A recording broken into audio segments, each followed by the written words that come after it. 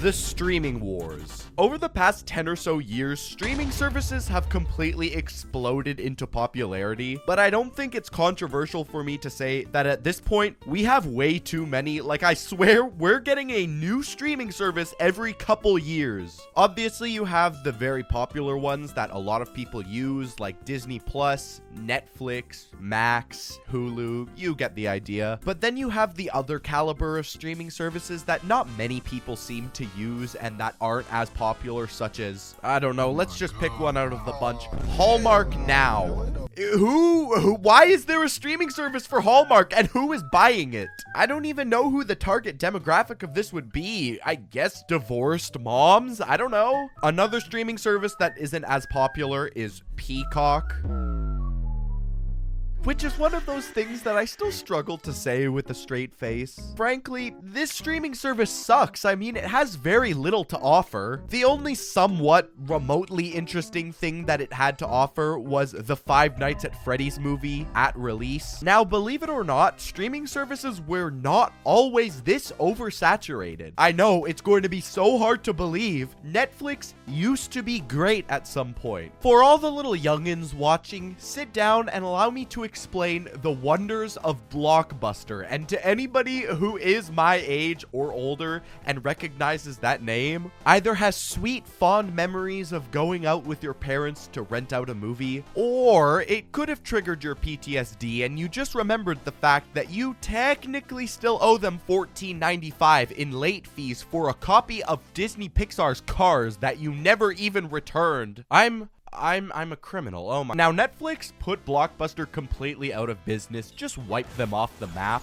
And now, instead of needing to pay to go out and rent a movie and then return it back, you could just pay a certain amount of money every single month and you would get movies just directly on your TV. When Netflix came around back in 2011, it was pretty cheap. My family paid $7.99 plus tax for it, which at the time was completely worth it because not only are you getting tons, like hundreds of movies right at your fingertips, but you also get so many other TV shows, which, again, why would you continue paying for cable television, which was a couple hundreds of dollars a month? It was scheduled, there were commercials, and it just made no sense. So why would you spend all that money on cable when you can just get Netflix for a fraction of the price? I remember one night specifically, me and my dad were just browsing through all the options that were available to us on Netflix. Bro, like at the time, Netflix had all of SpongeBob, which was insane because I could watch any of my favorite SpongeBob episodes whenever I wanted instead of having to just hope and pray that they would play on Nickelodeon that day.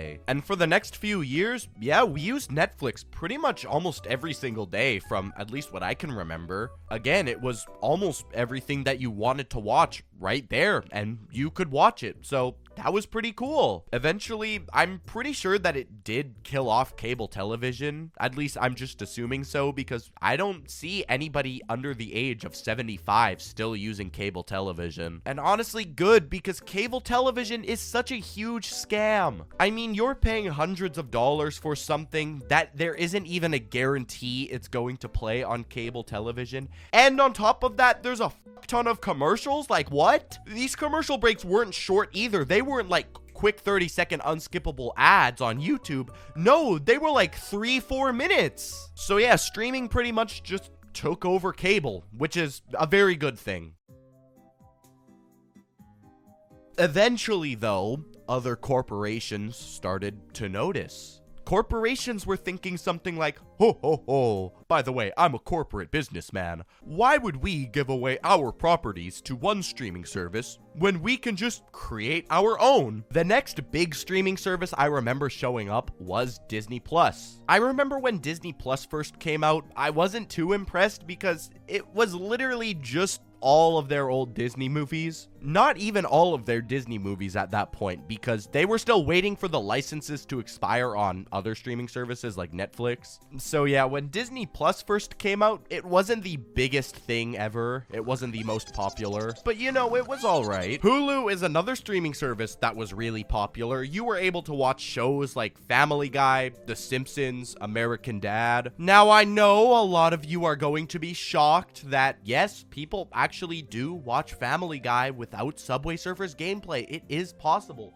I actually have Family Guy playing on my TV right now. So, you know, right now you already have 3 pretty big streaming services, which, by the way, I haven't even mentioned. They've been upping their prices lately. Like Netflix, it's no longer $8.99. No, it's now $13.99, which is now double the cost of what Netflix used to be. But then, eventually, the world shut down. You know, do you remember that time when there was...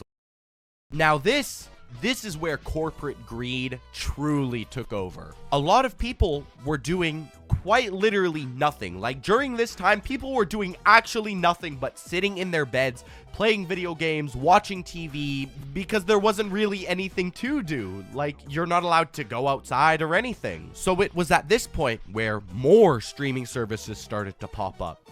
At this point, you had Paramount Plus. So now all Paramount properties that were once on Netflix are now going on Paramount Plus. So that's shows that are made by Nickelodeon. That's other shows like South Park, things like that. Then you had HBO Max, which popped up, which had shows that were equally as popular, like Game of Thrones. Euphoria was another hugely popular HBO show. You know, it's the one where every 30 seconds you see Wiener. Now, at this point, streaming services, there's so many of them that it's so hard to keep up, both mentally and financially, because you have like 10 streaming services costing $15. You just can't afford them. Something else that's been pissing me off to no end is the fact that now certain shows are spread across multiple different streaming platforms. What this means is a certain amount of seasons will be on one platform, while the other half of the season is going to be on another platform. So that way, you need to not only spend more money, but deal with more subscriptions, and it's just so much more of a hassle. And that's a reason why so many people are now just no longer paying for them and pirating a lot of these things. I can't even say that I really blame them, because it's just a tedious pain in the ass in order to actually watch the things you want to watch. I'm not endorsing piracy, obviously,